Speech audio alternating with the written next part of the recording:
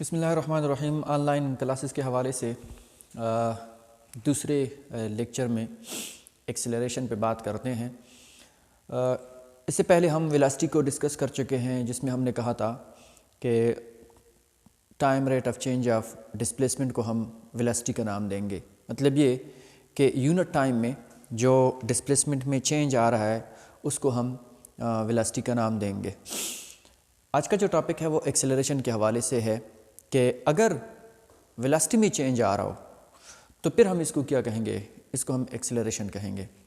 जैसे मसलन मेरे हाथ में ये एक मार्कर है, इस मार्कर को अगर मैं ऊपर फेंक रहा हूँ तो इस दौरान ऊपर फेंकते हुए शुरू में जिस वक्त वो मेरे हाथ से निकल रहा था तो उस दौरान इसकी वेलोसिटी ज़्यादा थी, लेकिन जूं जूं ये ऊपर जा रहा है तो उसकी स्पीड जो है वो कम हो रही है। सो लिहाजा ये जो चेंज इन वेलोसिटी है इसको हम क्या कहते हैं, एक्सेलरेशन।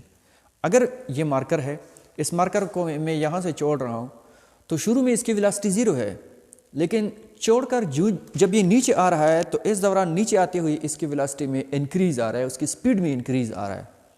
ये जो इंक्रीज़ इन स्पीड है इसको हम क्या कहते हैं, एक्सेलरेशन का नाम देते हैं। सो सिंपल इज़ दैट कि जो time rate of change of velocity है इसको हम एक्सेलरेशन का नाम देंगे। मैथमेटिकली हम इसको लिख सकते हैं A is equal to del v by del t, और इसका जो यूनिट है वो इसका चूँकि यूनिट मीटर पर सेकंड है, साथ में टाइम पे डिवाइड हो रहा है तो यहाँ पे आ जाएगा मीटर पर सेकंड स्क्वायर। अब ये एक्सेलरेशन भी दो टाइप्स के हैं। एक्सेलरेशन पॉजिटिव भी हो सकता है, एक्सेलरेशन नेगेटिव भी हो सकता है। एक्सेलरेशन पॉजिटिव होगा अगर स्पीड में इंक्रीज़ आ रहा है।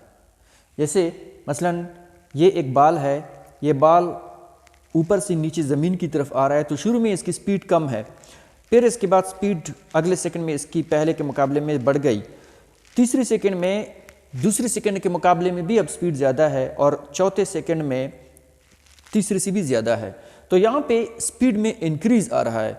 यहाँ इस सूरत में एक्सेलरेशन हमारे पास पॉजिटिव होगा, और यहाँ पे प्लस जी का मतलब ये है, जी जो है वो ग्रेविटेशनल एक्सेलरेशन है जो कि 9.8 मीटर पर सेकंड के स्क्वायर के बराबर है।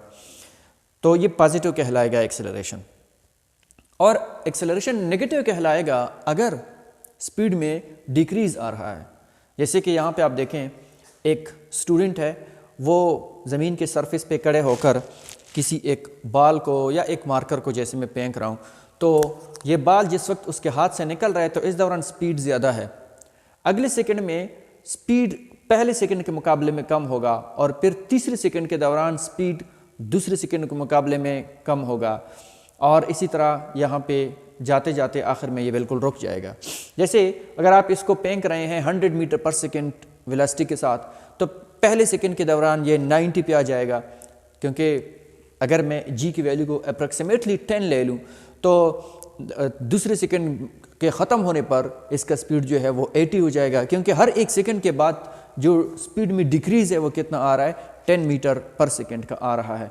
तो जाते जाते 10 सेकंड लगेंगे इस बाल को रोकने में, तब जाके ये ऊपर जाके ये रुक जाएगा, और रुकने के बाद ग्रेविटी की वजह से दोबारा वापस ज़मीन की तरफ आना शुरू करेगा।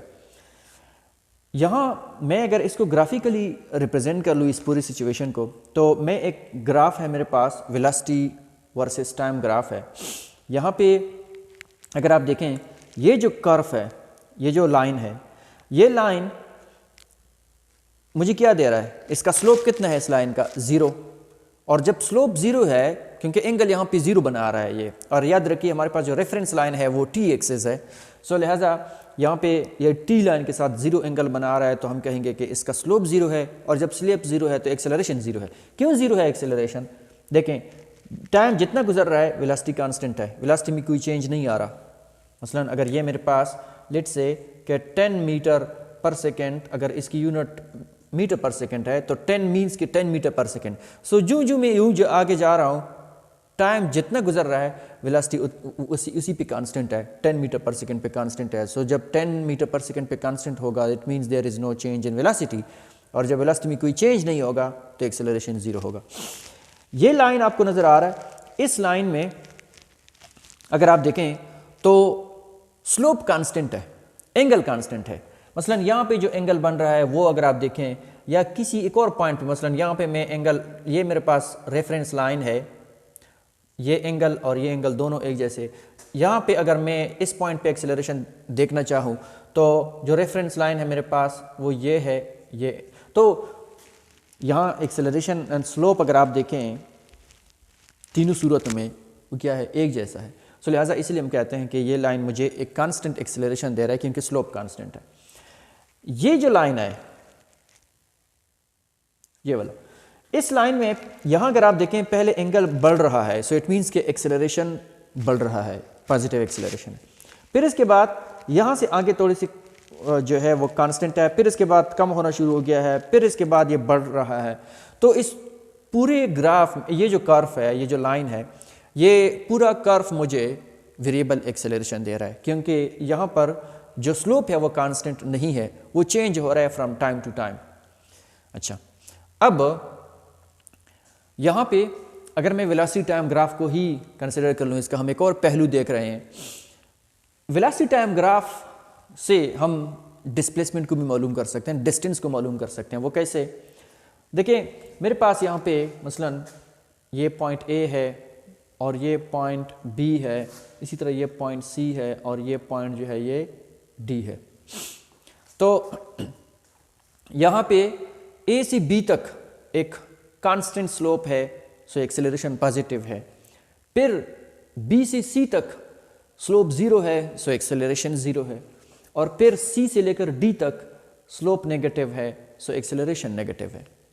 लेकिन इस पूरे ग्राफ के नीचे जो एरिया कवर हो रहा है, यहाँ आप देखें ये जो एरिया कवर हो रहा है, तो वो मुझे ये एरिया मुझे क्या देगा? ये डिस्प्लेसमेंट, टोटल कवर्ड डिस्टेंस दे रहा है।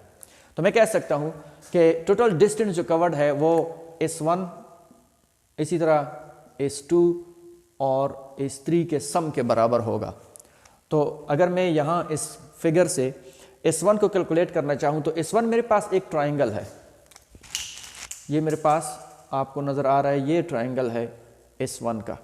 तो ट्राइंगल का जो एरिया है वो हम कैसे मालूम कर सकते हैं कि 1/2 into base multiplied by height. तो 1/2 इंटू बेस, बेस मेरे पास क्या है 025, फिर हाइट कितना है, ये हाइट है मेरे पास जो कि 0 to 20 है। सो लिहाजा यहाँ से आ रहा है 50 मीटर। फिर S2 जो है वो मेरे पास ये रीजन है, ये जो रेक्टेंगल आपको नज़र आ रहा है BC, और इसके अलावा अगर इस पॉइंट को मैं नाम दे दूँ, मसलन E का नाम दे रहा हूँ, तो BCE और इसको मैं नाम दे रहा हूँ F, तो BCEF ये एक ट्राइंगल है, रेक्टेंगल है, सॉरी। सो इस रेक्टेंगल का जो एरिया है वो बराबर होगा विड्थ मल्टीप्लाइड बाय लेंथ।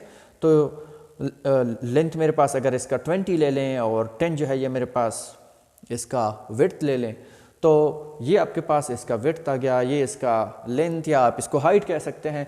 तो इससे आ रहा है 200 मीटर। इसी तरह S3 में फिर एक ट्राइंगल है, ये जो आपको नज़र आ रहा है ये एक ट्राइंगल है। तो इस ट्राइंगल को हमने S3 कहा है, ये एरिया जो है। तो इसको मैं कैसे कैलकुलेट करूँगा? 1/2 इंटू बेस मेरे पास क्या है 15 to 20 कितना आ रहा है 5 आ रहा है। सो लिहाजा 5 मल्टीप्लाइड बाय हाइट इसका कितना है 20, तो इससे भी 50 आ रहा है। तो टोटल जो डिस्टेंस होगा वो इन तीनों के सम के बराबर होगा। So 50 metre plus 200 metre plus 50 metre, तो इससे आ रहा है टोटल 300 मीटर। अच्छा, जिस तरह मैंने पहले जिक्र किया है कि जो स्लोप है वेलोसिटी टाइम ग्राफ का, वो एक्चुअली हमें क्या देता है, वो एक्सेलरेशन देता है। सो आप इस फिगर में देख सकते हैं, यहाँ पे एक बॉडी है वो 80 मीटर पर सेकेंड से जो है स्टार्ट ले रहा है, मतलब पहले से वो मूव कर रहा है 80 मीटर पर सेकेंड के साथ वो मूव कर रहा था कि वो अंडर ऑब्जर्वेशन आया। सो लिहाजा जिस वक्त हमने ऑब्जर्वेशन स्टार्ट कर ली तो वह उस वक्त इसकी स्पीड कितनी थी 80 मीटर पर सेकेंड थी। हम इसको देखते रहे पॉइंट A से B तक, तो पॉइंट A से B तक ये कांस्टेंट उसी स्पीड के साथ मूव करता रहा। सो लिहाजा एक्सेलरेशन कितना है 0, और ये अगर आप देखें तो स्लोप इसका कितना है वो 0 है। सो लिहाजा इसलिए एक्सेलरेशन भी 0 है। फिर B से लेकर C तक बी से लेकर सी तक। यहाँ पे स्पीड में जो है वो डिक्रीज आना शुरू हो गया है, तो बी से सी तक स्पीड में डिक्रीज आ रहा है, एंगल जो है वो अब हमारे पास नेगेटिव में जा रहा है, सो लिहाजा स्लोप नेगेटिव है। स्लोप नेगेटिव होने के नाते एक्सेलरेशन नेगेटिव है। जिस तरह पहले हमने कहा था कि अगर वेलोसिटी में डिक्रीज आ रहा हो तो फिर इस दौरान एक्सेलरेशन क्या होगा, नेगेटिव होगा। तो यहाँ पर स्लोप चूंकि अब नेगेटिव है तो एक्सेलरेशन भी नेगेटिव है। फिर सी से लेकर डी तक फिर मेरे पास स्लोप कितना है, 0, सो एक्सेलरेशन कितना है, 0। और डी से लेकर ई तक स्लोप अब बढ़ रहा है तो एक्सेलरेशन मेरे पास क्या है, पॉजिटिव है। So this is all about acceleration.